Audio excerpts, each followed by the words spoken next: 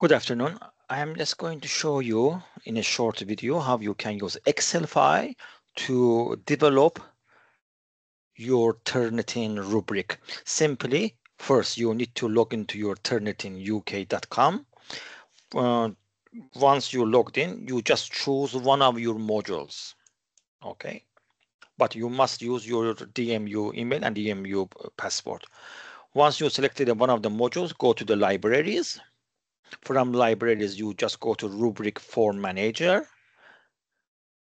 and I am just going to import my own template which I developed, and I will share my template in a few minutes by email.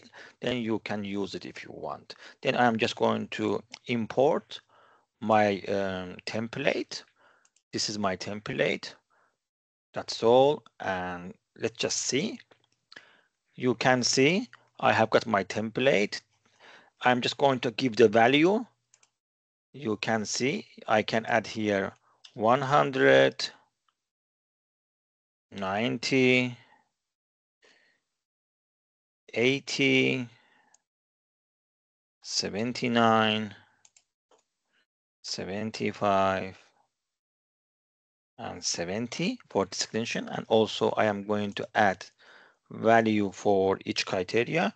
Let's say 20, 20, it must be 100 in total, 10, and 10, and 10, and 10, and this is 20, and I need one more 10. Let's say this is 20. Okay, in total 100, and you need to just add your scale based on your undergraduate or postgraduate rubric criteria. And once you finish, you need to just add a name for your template. Let's say I'm just going to put test September 2024 version 2. I'm just giving a name, and then I save, because I haven't finished it. But anyway, it doesn't matter. Once you finish this scale, you can save. If you go to your